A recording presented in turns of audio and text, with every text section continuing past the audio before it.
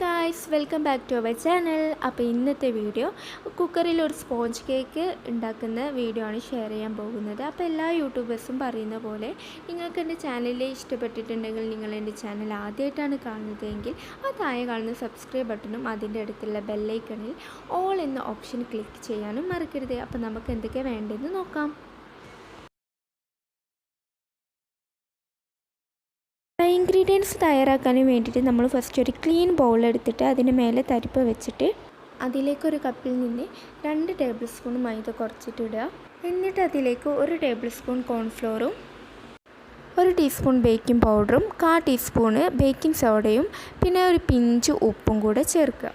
എന്നിട്ട് ഇതെല്ലാം കൂടെ 3 തവണ തരിച്ചെടുക്കുക, അല്ലെങ്കിൽ 1 തവണ അരിച്ചെടുത്തതിന് ശേഷം നന്നായിട്ടൊന്ന് മിക്സ് ചെയ്ത് കൊടുത്താൽ മതി. 3 തവണ അരിച്ചെടുത്താൽ കേക്ക് നല്ല സോഫ്റ്റ് ആവാൻ സഹായിക്കും. പിന്നെ കോൺഫ്ലോർ ഓപ്ഷണലാണ്, നിങ്ങൾക്ക് വേണമെങ്കിൽ ചേർത്താൽ മതി. ഞാനിവിടെ കുറച്ചും കൂടി സോഫ്റ്റ് കിട്ടാൻ വേണ്ടിയിട്ട് ചേർത്തിട്ടുണ്ട്. അപ്പോൾ നമ്മുടെ ഡ്രൈ ഇൻഗ്രീഡിയൻസ് റെഡി ആയിട്ടുണ്ട്. ഇനി നമുക്ക് മുട്ട ബീറ്റ് ചെയ്യാൻ നോക്കാം. അതിനു വേണ്ടി ഒരു ക്ലീൻ ബൗളിൽ 4 മുട്ട പൊട്ടിച്ചെടുക്കണം. ഇവിടെ ശ്രദ്ധിക്കേണ്ട കാര്യം എന്താണെന്ന് വെച്ചാൽ നമ്മളെടുക്കുന്ന ബൗളിൽ ഒരു തുള്ളി വെള്ളം ഉണ്ടാവാൻ പാടില്ല. പിന്നെ നമ്മളെടുക്കുന്ന എഗ്ഗ് റൂം ടെമ്പറേച്ചറിലായിരിക്കണം, അല്ലെങ്കിൽ നമ്മുടെ കേക്ക് കൊളായി പോകാൻ ചാൻസ് ഉണ്ട് കേട്ടോ. അതുകൊണ്ട് ഇതൊക്കെ മെയിനായിട്ട് ശ്രദ്ധിക്കേണ്ട കാര്യമാണ്. അപ്പോൾ നമ്മൾ 4 മുട്ടയും ഉടച്ച് വെച്ചിട്ടുണ്ട്. ഇനി ഇത് നമുക്ക് ബീറ്റ് ചെയ്യാം. ബീറ്റ് ചെയ്യുന്നതിന് മുമ്പ് നമുക്കതിലേക്ക് 1 ടീസ്പൂണ് വാനില എസൻസ് ഒന്ന് ചേർത്ത് ബീറ്റ് ചെയ്യാം. അങ്ങനെ ആകുമ്പോൾ നമുക്ക് ആ മുട്ടയുടെ ആ സ്മെല്ലും കാര്യങ്ങളൊന്നും ഉണ്ടാവില്ല. അത്യാവശ്യം നല്ല ബീറ്റായി വരുമ്പോഴേക്ക് നമുക്കൊരു 3/4 കപ്പ് പഞ്ചസാര കുറേശ്ശെ ആയിട്ടൊന്ന് ചേർത്ത് കൊടുക്കണം. ഇതിനിടയിൽ ഒരു 1/4 കപ്പ് ഓയിലും കൂടെ ചേർക്കണം. സോറി, ആ വീഡിയോ റെക്കോർഡായിട്ടില്ല എന്ന് തോന്നുന്നു. നിങ്ങൾ ചെയ്യുമ്പോൾ ഇങ്ങനെ ചെയ്താൽ മതി. പിന്നെ ശ്രദ്ധിക്കേണ്ടത്, നമ്മളിവിടെ പൗഡേർഡ് ഷുഗറല്ല ചേർത്തിട്ടുള്ളത്. അതുകൊണ്ട് തന്നെ നല്ലോണം ബീറ്റ് ചെയ്തിട്ടില്ലെങ്കിൽ നമ്മുടെ പഞ്ചസാരയുടെ ആ ക്രിസ്റ്റൽസ് അവിടെ തന്നെ കിടക്കും. അല്ലെങ്കിൽ നമ്മൾ നന്നായിട്ട് ബീറ്റ് ചെയ്യണം, അല്ലെങ്കിൽ പൗഡേർഡ് ഷുഗർ ചേർത്താൽ മതി.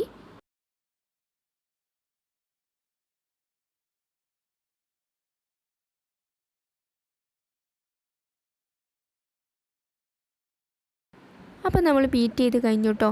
ഇനി നമ്മൾ നേരത്തെ മാറ്റി വെച്ചിട്ടുള്ള ആ ഡ്രൈ ഇൻഗ്രീഡിയൻസ് ഇതിലേക്ക് ചേർക്കണം.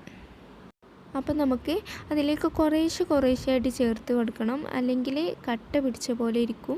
അപ്പോൾ കേക്ക് നമ്മൾ ഉദ്ദേശിച്ച പോലെ പ്രോപ്പറായിട്ട് വരില്ല. അപ്പോൾ കുറേശ്ശെ ചേർത്ത് കൊടുക്കുക. പിന്നെ ബാറ്റർ കട്ട് ആൻഡ് ഫോൾഡ് രൂപത്തിലാണ് ഇളക്കി കൊടുക്കേണ്ടത്. അപ്പോൾ അത് പ്രത്യേകം ശ്രദ്ധിക്കണം. പിന്നെ ചിലർക്കൊരു ഡൗട്ട് ഉണ്ടാവും, ഈ ബാറ്റർ ബീറ്റർ വെച്ചിട്ടൊന്ന് ബീറ്റ് ചെയ്താൽ പോരെ, അതിനെന്താ കുഴപ്പമെന്നുള്ളത്. പ്രോബ്ലം ഒന്നും ഉണ്ടാവില്ല. ബട്ട് 30 സെക്കൻഡിന് ഏറെ ബീറ്റ് ചെയ്യുമ്പോൾ അത് അതിൻ്റെ വഴിക്ക് പോകും. എന്നുവെച്ചാൽ നമ്മുടെ കേക്ക് ഹാർഡായി പോകും. അതുകൊണ്ട് കഴിയുന്നത് സ്പാച്ചിൽ വെച്ചിട്ട് ഇങ്ങനെ കട്ട് ആൻഡ് ഫോൾഡ് രൂപത്തിൽ ഇങ്ങനെ ഒന്ന് ഫോൾഡ് ചെയ്തെടുത്താൽ മതി. പിന്നെ ഞാനിവിടെ ചെറിയ പാത്രം യൂസ് ചെയ്യുന്നതുകൊണ്ട് എനിക്കിതൊന്ന് ഫോൾഡ് ചെയ്യാൻ ചെറുതായിട്ടൊരു പ്രോബ്ലം ഉണ്ട്. അപ്പോൾ നിങ്ങൾക്ക് ബുദ്ധിമുട്ടുണ്ടാവാണ്ടിരിക്കാൻ വേണ്ടിയിട്ട് കുറച്ച് വലിയ പാത്രത്തിൽ ഇങ്ങനെ ചെയ്തെടുത്താൽ മതി. അപ്പം ബാറ്റർ നന്നായിട്ട് മിക്സ് ആവുന്നത് വരെ നന്നായിട്ടൊന്ന് ഫോൾഡ് ചെയ്ത് കൊടുക്കണം. അപ്പം നമ്മുടെ ബാറ്റർ ഇവിടെ റെഡി ആയിട്ടുണ്ട്. ഇനി നമുക്ക് കുക്ക് ചെയ്യാൻ നോക്കാം. അപ്പം നമ്മൾ കുക്കറിലാണല്ലോ ഉണ്ടാക്കുന്നത്. അപ്പം നമ്മൾ കുക്കർ ആദ്യം ഗ്രീസ് ചെയ്ത് വെച്ചിട്ടുണ്ടായിരുന്നു. എന്നിട്ട് നമ്മൾ ബാറ്ററി ഇതുപോലെ ഒന്ന് കുക്കറിലേക്ക് ഒഴിച്ച് കൊടുക്കണം. ഒഴിച്ച് കൊടുത്തതിന് ശേഷം ഇതിലുള്ള ബബിൾസ് പോകാൻ വേണ്ടിയിട്ട് നന്നായിട്ടൊന്ന് ടാപ്പ് ചെയ്ത് കൊടുക്കണം. ഇങ്ങനെ ചെയ്യുന്നതിന് മുമ്പ് നമുക്കൊരു പഴയ പാന് അല്ലെങ്കിൽ അലൂമിനിയത്തിൻ്റെ തട്ടോ ഇങ്ങനെ അടുപ്പത്ത് പ്രീഹീറ്റ് ചെയ്യാൻ വേണ്ടി വെക്കണം.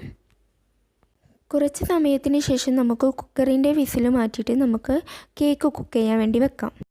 ഞാൻ കുക്കറിൽ സാധാരണ 25 മിനിറ്റ് കുക്ക് ചെയ്യാൻ വെക്കാറുള്ളൂ. പക്ഷെ ഞാനിവിടെ ബാറ്റർ കൂടിയോണ്ട് കുറച്ച് അധികം ടൈമും കൂടി വെച്ചിരുന്നു. അതുകൊണ്ട് സൈഡൊക്കെ ചെറുതായിട്ട് ക്രിസ്പി ആയിട്ട് വന്നിട്ടുണ്ട്.